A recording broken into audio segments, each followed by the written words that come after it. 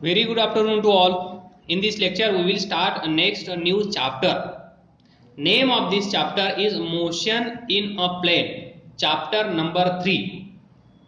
तर हा एक मस्त इंटरेस्टिंग टॉपिक आहे. तर पहा, छोट्या छोट्या कन्सेप्ट मी तुम्हाला सांगत जाईल. त्या कन्सेप्ट तुम्ही लक्षात ठेवायच्या आहेत, समजून पण घ्यायच्या आहेत आणि समजून घेतल्यानंतर त्या लक्षात राहतात. तर सर्वात पहिलं rest and motion. Rest and motion म्हणजे काय हे आपण पाहूया. Rest and motion. रेस्ट म्हणजे काय, मोशन म्हणजे काय, असे छोटे छोटे वर्ड्स या टॉपिक मध्ये येतील. जास्त काही अवघड या टॉपिक मध्ये येणार नाही. तर सुरुवात करूया रेस्ट. तर पहा,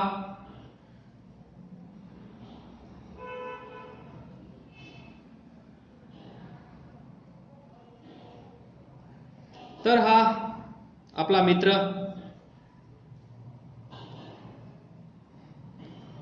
तर हा काय करत आहे, इथून एक कार जात आहे. ही असेल कार.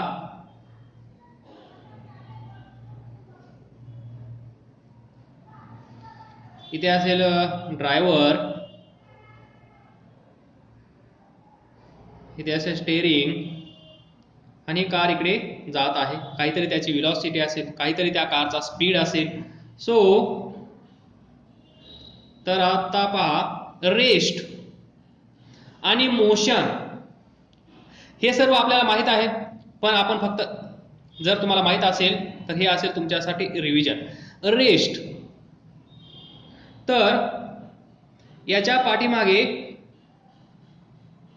इथे पण याचा फ्रेंड बसला आहे. याचा फ्रेंड. तर आपल्याकडे किती जण आहेत, 1 2 3. एक ड्रायव्हर, ड्रायव्हरचा मित्र आणि हे आपण सर्वजण इथे आहोत. आपण ही कार ऑब्झर्व करत आहोत. तर इथून पाहिल्यानंतर ही कार इकडे जात आहे विथ व्हेलॉसिटी v. म्हणजे हे स्टेशन असेल, स्टेशन A. तर काही वेळानंतर ही कार इथे असेल. तर आता इथे मी छोटी कार काढतो. तुम्ही म्हणाल कार छोटी होईल का? नाही, जागा नाही म्हणून ती छोटी. तर पहा, ही कार इथे गेली म्हणजे A पासून, A लोकेशन वरून B लोकेशनला, म्हणजे station A station B. He car इथून इथे गेली. ही आपण इथून पाहिली. इथून आपण पाहिल्यानंतर आपल्याला दिसत आहे ही कार इथून इकडे जात आहे. म्हणजे ही कार मोशन मध्ये आहे. कार मोशन मध्ये आहे, बरोबर. कार मोशन मध्ये आहे. With respect to observer. याचं नाव ठेवू आपण ऑब्झर्वर. ऑब्झर्वर, आपण ऑब्झर्व करत आहोत ही कार इकडे कशी जात आहे, या कारचा स्पीड किती आहे, ऍक्सेलरेशन किती आहे, या सर्व गोष्टी इथे होत असतील, ते आपल्याला दिसत नाहीयेत. तर याने ही कार पाहिली, तर याने सांगितलं कार मोशन मध्ये आहे. कशी आहे, कार मोशन मध्ये आहे. त्यानंतर यानेच हा ड्रायव्हर पाहिला. याला वाटलं हा माझ्या ओळखीचा आहे की काय, म्हणून यानं ऑब्झर्वेशन व्यवस्थित पाहण्याचा प्रयत्न केला. तर हा ड्रायव्हर पहा, ड्रायव्हर पण मोशन मध्ये आहे. ड्रायव्हर पण मोशन मध्ये आहे with respect to observer. Observer या ड्रायव्हरला पाहत आहे. कार मोशन मध्ये आहे. कार मध्ये असणारे सर्व पॅसेंजर्स आणि ड्रायव्हर जे कोणी या कारमध्ये असतील ते कार सर्व, त्या कारमध्ये जे आहेत ते सर्वच्या सर्वजण याने पाहिल्यानंतर ते धावत आहेत, पळत आहेत, पोझिशन चेंज करत आहेत, एका ठिकाणावरून दुसऱ्या ठिकाणी जात आहेत असं याला वाटत आहे. म्हणजे ते सर्वजण मोशन मध्ये आहेत, बरोबर. म्हणजे विथ रिस्पेक्ट टू ऑब्झर्वर. तर पहा, हीच सिच्युएशन पहा. याच सिच्युएशन मध्ये, याच कार मध्ये आपण म्हणत आहोत हा पण मोशन मध्ये आहे फ्रेंड. फ्रेंड पण मोशन मध्ये आहे. With respect to, friend is in motion with respect to observer. हे सर्व ऑब्झर्वेशन्स कुणाचे आहेत? याचे. हे सर्व ऑब्झर्वेशन्स या ऑब्झर्वरचे आहेत. हा ऑब्झर्वर याच्या सरांना सांगत आहे, सर कार मोशन मध्ये आहे, कारचा ड्रायव्हर मोशन मध्ये आहे, पुन्हा हा त्याचा फ्रेंड पण मोशन मध्ये आहे, कारण हे सर्वजण कार सोबत पुढे जात आहेत, पोझिशन चेंज करत आहेत. म्हणजे हे काहीतरी डिस्टन्स ट्रॅव्हल करत आहेत, यांचं काहीतरी डिस्प्लेसमेंट होत आहे, असं यानं सांगितलं. आता हेच सर्व क्वेश्चन्स त्या सरांनी याला विचारले, या फ्रेंडला. आता फ्रेंडचे ऑब्झर्वेशन्स पहा. फ्रेंडचे ऑब्झर्वेशन नंबर 1, सरांनी या फ्रेंडला विचारलं, याच्याबद्दल विचारलं, याच्याबद्दल. हा ड्रायव्हर, तर याच्यासाठी हा ड्रायव्हर कसा आहे? रेस्ट. याच्यासाठी हा ड्रायव्हर रेस्टला आहे. हा पण कारमध्ये आहे, ड्रायव्हर तर कारमध्येच असणार. तर हे याने याला पाहिलं किंवा ड्रायव्हरने याला पाहिलं तर दोघं एकमेकांना कसे आहेत? रेस्ट. पहा, जो ड्रायव्हर याच्यासाठी मोशन मध्ये होता तोच ड्रायव्हर या फ्रेंड साठी रेस्ट झाला. म्हणजे एखादी गोष्ट आपण कुठून पाहतो त्याच्यावर डिपेंड करेल तो मोशन मध्ये आहे की मोशन मध्ये नाही. ऍक्च्युअली तो मोशन मध्ये आहे, पण याच्यासाठी तो मोशन मध्ये नाहीये. कारण कारमध्ये पहा, तुम्ही इमॅजिन करा, तुम्ही बस मधून किनवलीवरून शहापूरला येत आहात. बसमध्ये पहा सर्व पॅसेंजर्स, तुम्ही पहा कुठल्याही सीटवरचा तुमचा मित्र असेल, कोण रिलेटिव्ह असतील, तर तुम्ही एकमेकांना पहा. तुम्ही त्यांना पाहिल्यानंतर ते मोशन मध्ये आहेत का? नाहीयेत. तर विथ रिस्पेक्ट टू कार काय म्हणता येईल? याने याला पाहिलं किंवा याने याला पाहिलं, हे दोघं पण कारमध्ये आहेत. तर विथ रिस्पेक्ट टू कार हे दोघं पण कसे आहेत? रेस्टला. With respect to car, with respect to car, कारण ही कार इकडे जात होती, कारमध्ये असणारे सर्वजण इकडे जात होते. ऑब्झर्वर पासून याच्यापासून यांच्यामधला डिस्टन्स एकतर कमी होईल किंवा जास्त होईल. ही कार जवळ येत असेल तर डिस्टन्स कमी होईल, ही कार दूर जात असेल तर डिस्टन्स वाढेल. म्हणजे काहीतरी होईल, पोझिशन चेंज होत असल्यानंतर डिस्टन्स वाढेल किंवा डिस्टन्स कमी होईल, या दोन्हीपैकी काहीतरी घडेल. तर याच्या वेळेस ते मोशन मध्ये होते. पण हे कारच्या रिस्पेक्ट मध्ये, जर कारचा विचार केला तर हा याचं सीट सोडत नाही, ड्रायव्हर त्याचं सीट सोडत नाही, त्यांची पोझिशन चेंज होत नाही. With respect to car, with respect to car, कारच्या तुलनेत हा पण रेस्टला आहे. त्यानंतर कारच्या तुलनेत ड्रायव्हर पण रेस्टला आहे, त्यांची पोझिशन चेंज होत नाही. विथ रिस्पेक्ट टू कार, कारण ते तिथेच आहेत, तिथेच राहणार आहेत. जरी कार आपली शहापूर वरून किनवलीला पोहोचली तरी हा याच सीटवर बसून राहणार आहे, ड्रायव्हर तिथेच बसून राहणार आहे. म्हणजे with respect to car, with respect to bus, with respect to vehicle, हे कसे आहेत? रेस्टला, जे याच्यासाठी मोशन मध्ये होते. तर पहा, म्हणजे त्याला आपण म्हणत असतो फिजिक्स मध्ये एक टर्म आहे, frame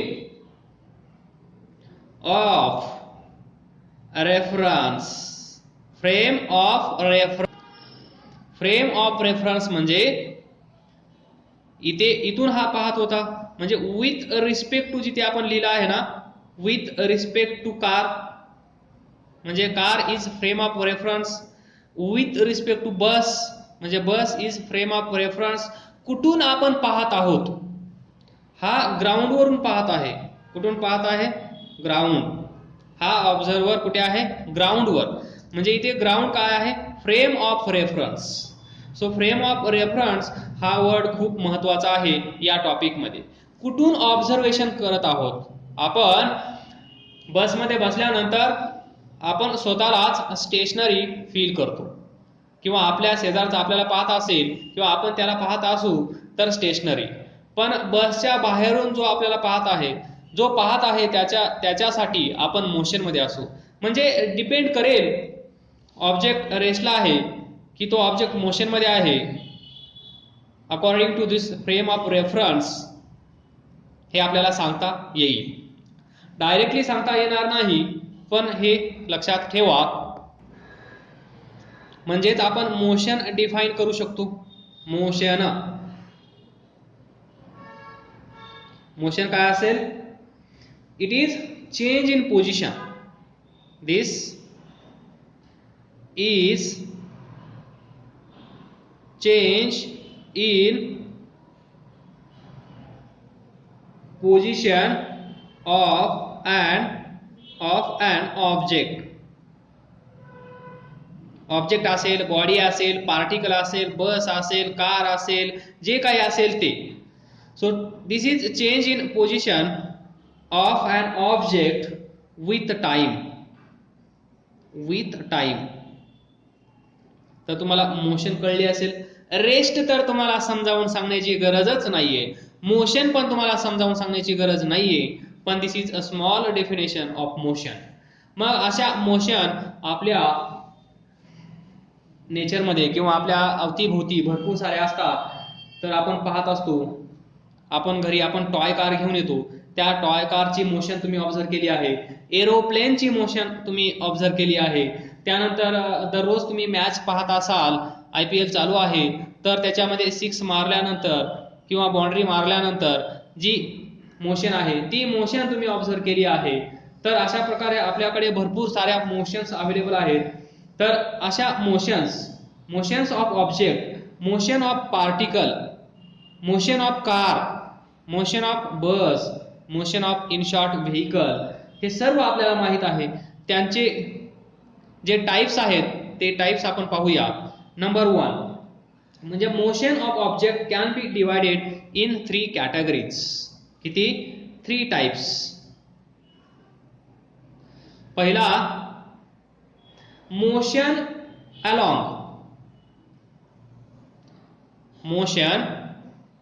along a straight line, straight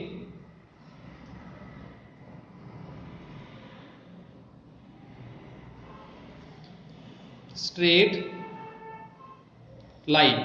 example माहिती आहे? Motion of object in straight line म्हणजे रेक्टिलिनियर मोशन. याला आपण म्हणतो रेक्टिलिनियर मोशन. म्हणजे सरळ. पहा, हा रोड आहे, स्ट्रेट रोड. ही कार आहे, ही कार अशी सरळ इकडे जाणार, इथे येणार, नंतर इथे जाणार. स्ट्रेट कशी असेल? स्ट्रेट लाईनवर, स्ट्रेट रोडवर जी मोशन होते त्याला आपण म्हणतो rectilinear motion.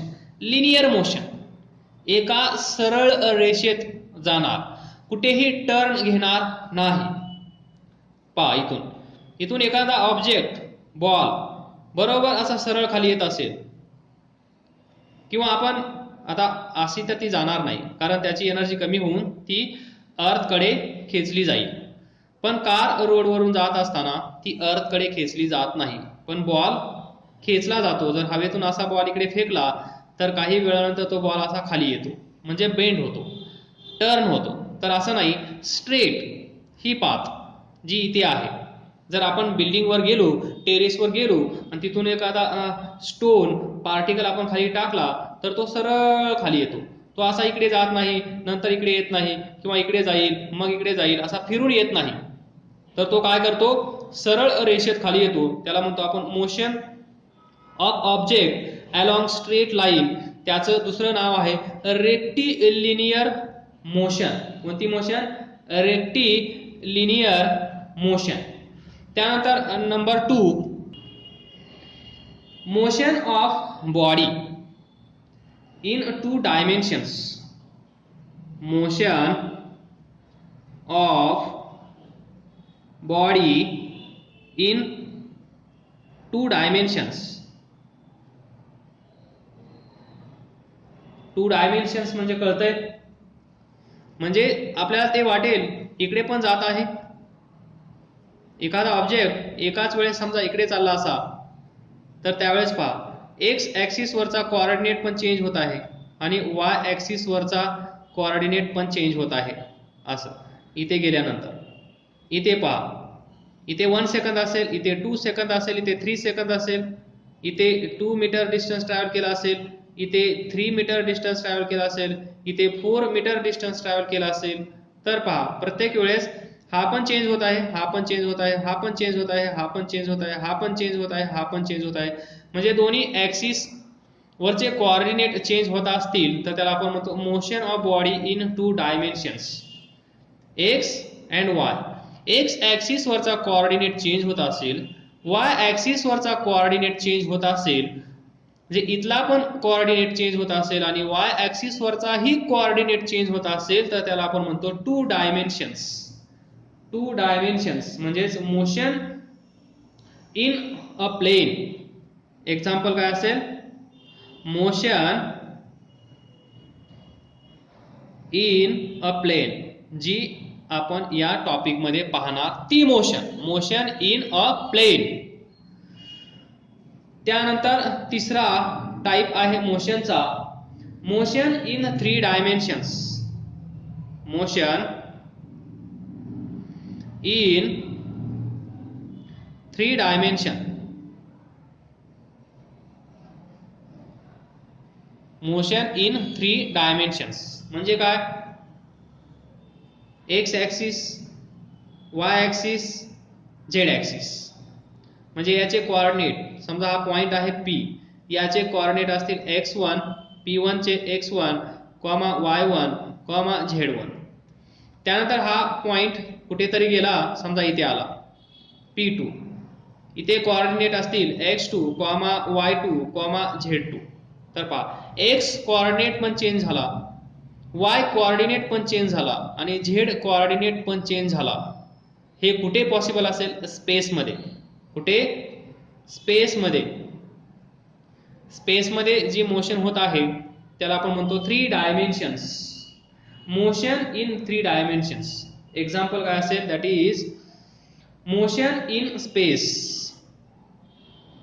Motion in space. Space मध्ये जी मोशन होईल ती मोशन असेल मोशन इन 3 डायमेन्शन्स. असे भरपूर सारे तुम्ही पाहिलेले असतील.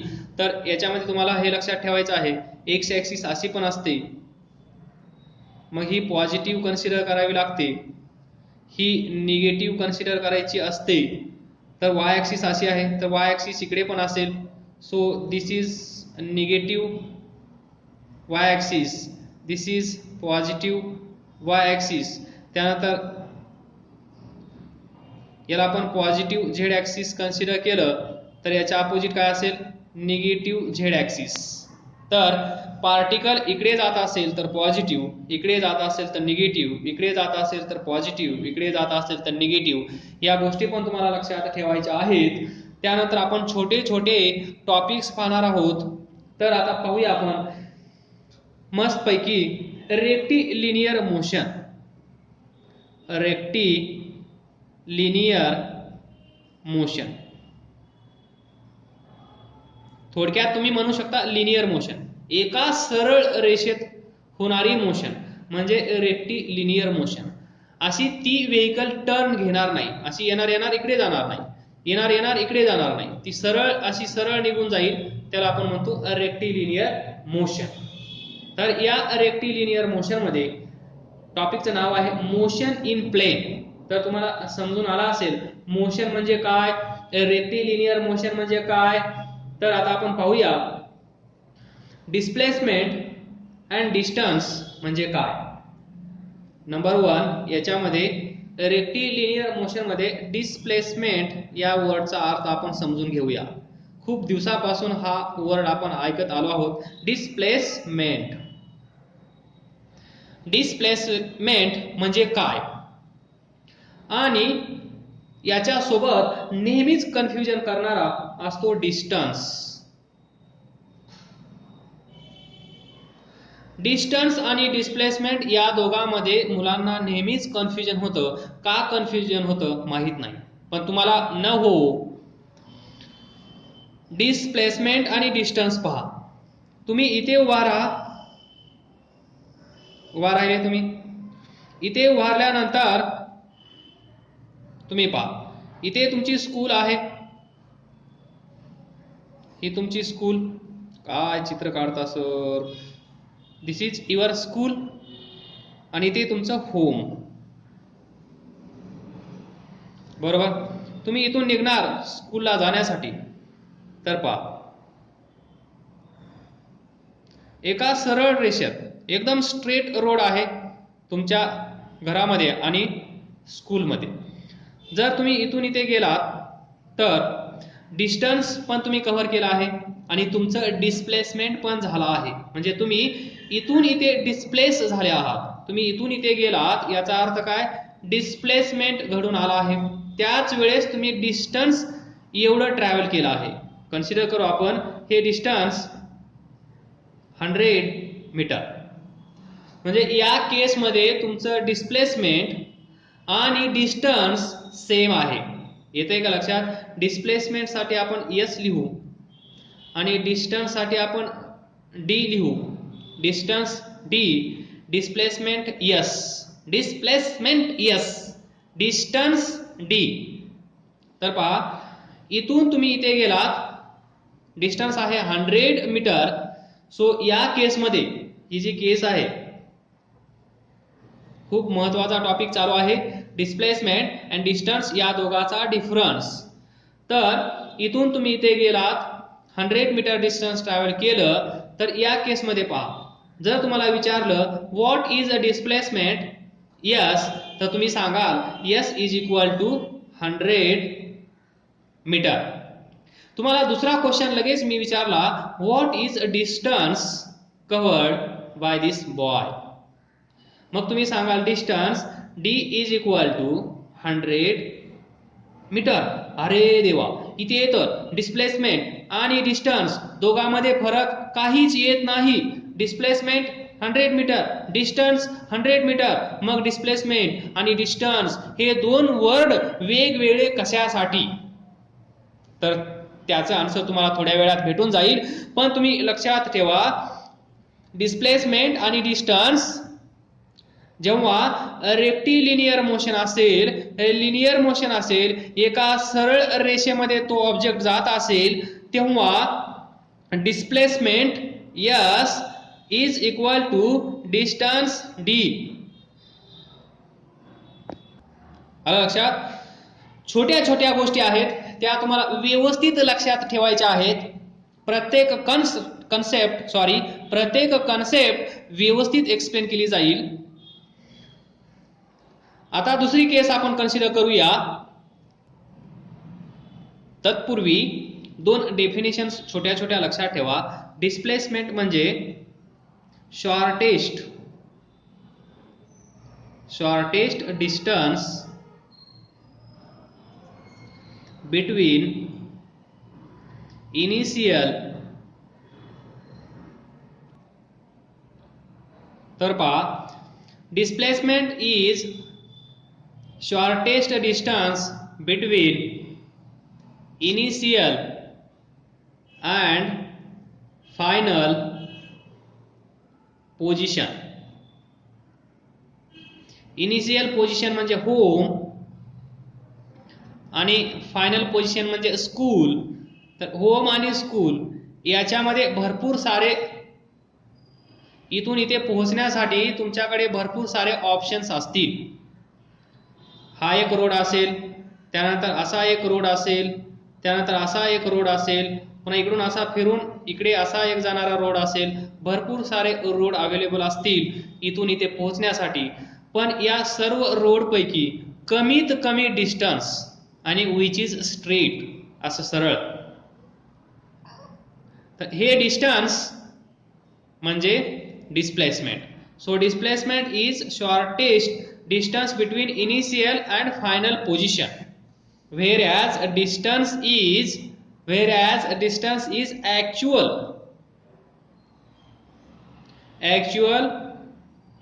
path length. म्हणजे याने किती डिस्टन्स कव्हर केलं, याने किती किलोमीटर डिस्टन्स चालून गेला, किती मीटर डिस्टन्स चालून गेला ऍक्च्युअली. मग तो या पाथने असेल तर वेगळा असेल, इथून गेला तर वेगळा असेल, इथून गेला तर वेगळा असेल, इथून असा गेला तर वेगळा असेल, एवढा लांबून आला तर हे डिस्टन्स वेगळा असेल. तर ऍक्च्युअली याने किती डिस्टन्स कव्हर केलं हे सांगण्यासाठी आपण डिस्टन्स हा वर्ड यूज करतो. आणि डिस्प्लेसमेंट म्हणल्यानंतर तुमच्या डोक्यात आलं पाहिजे कमीत कमी डिस्टन्स विच इज स्ट्रेट. तर पहा याचे एक छोटासा एक्झाम्पल देतो. तुम्ही इथून निघालात, इथे जाऊन पोहोचलात, परत इथे जाऊन पोहोचलात, तर पहा हे 4 मीटर असेल, हे 3 मीटर असेल, तर तुम्ही डिस्टन्स किती ट्रॅव्हल केलं, ऍक्च्युअल पाथ लेंथ. तुम्ही इथून निघालात, इथे पोहोचलात, इथून निघालात, इथे पोहोचलात, तर ही असेल इनिशियल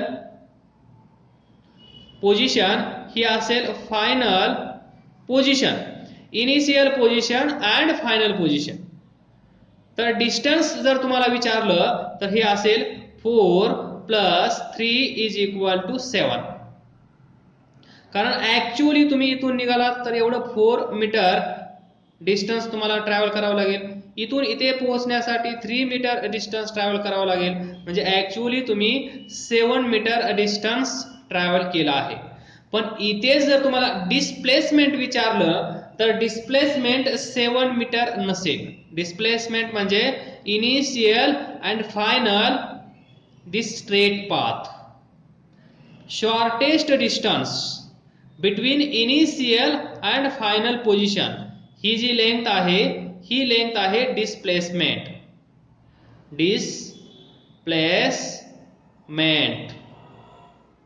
यस, हा जो हायपोटेनियस तुम्हाला भेटत आहे हा हायपोटेनियस म्हणजे डिस्प्लेसमेंट, आणि डिस्टन्स म्हणजे हा प्लस हा. तर तुमच्या लक्षात आला असेल डिस्प्लेसमेंट अँड डिस्टन्स म्हणजे काय. तर पहा डिस्प्लेसमेंट अँड डिस्टन्स म्हणजेच path length, actual path length, या दोघातला डिफरन्स समजून घेण्यासाठी अजून एक एक्झाम्पल विच इज फेमस. तर हा आहे सेमी सर्कल. काय आहे, सेमी सर्कल. इथे ए आणि इथे बी, याच्यापासून एक सर्कल कंप्लीट होऊ शकतो. म्हणजे याचा इथे सेंटर असेल, सेंटर सी. समजा ही असेल त्याची रेडियस, ही काय असेल रेडियस, बरोबर. म्हणजे तुम्ही इथून निघालात, दाखवावं लागेल तुम्हाला, बरोबर. तुम्ही इथून निघालात आणि हा road along diameter, along dia, असं सरळ तुम्ही इथे येऊन पोहोचलात, बरोबर. तुम्ही इथून इथे पोहोचलात. तर फर्स्ट केस पहा, केस नंबर 1. या रस्त्याने आलात, तुमच्याकडे 2 ऑप्शन आहेत. ए पासून बी ला जाण्यासाठी 2 ऑप्शन्स आपल्याकडे अवेलेबल आहेत. तर हा पहिला आणि हा दुसरा. केस 1 म्हणजे इथून ए पासून बी ला आपण पोहोचलो, तर याच्यामध्ये डिस्प्लेसमेंट किती असेल आणि डिस्टन्स किती असेल. केस 1 मध्ये इथून इथे निघालात,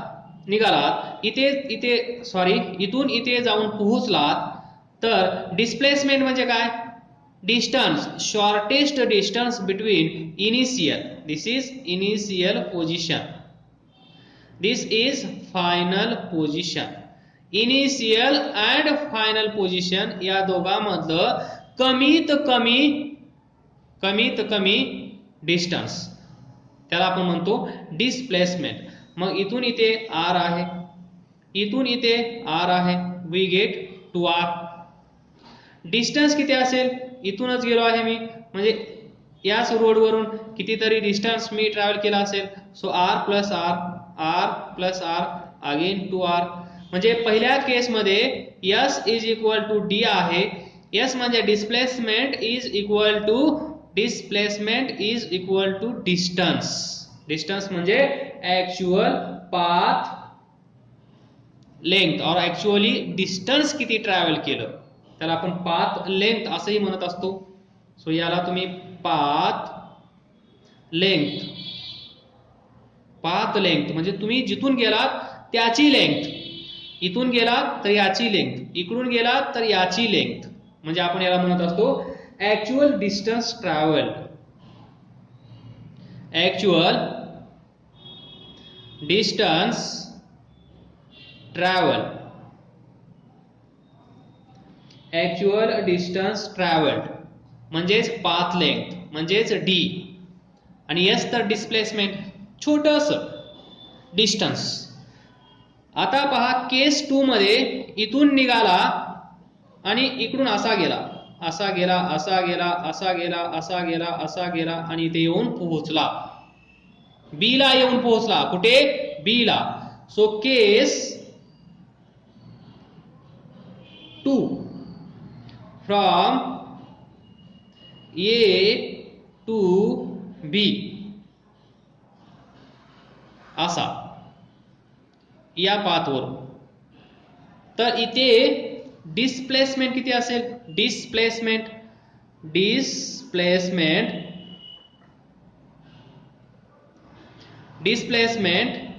S इज इक्वल टू किती असेल? तर पहा तुम्ही इथून इथे जा या रोडनी, किंवा तुम्ही इथून इथे जा, किंवा अजून तिसरा रोड असेल तर त्या रोडनी जा, काहीही संबंध नाही. जेव्हा आपल्याला डिस्प्लेसमेंट पाहिजे असतं तेव्हा कोणता रोड आहे, कुठून आपण गेलो याच्याशी काहीही देणं घेणं नाही. सिंपली आपल्याला काय करायचं आहे, इनिशियल पॉइंट, फायनल पॉइंट यांना सरळ असं जोडायचं. जोडल्यानंतर याला मेजर करायचं.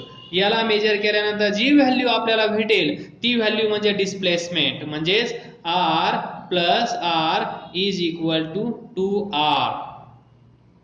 बरोबर. त्यानंतर पुढे पहा, आता फाइंड करायचं आहे आपल्याला डिस्टन्स म्हणजेच पाथ लेंथ म्हणजेच actual distance travelled. d is equal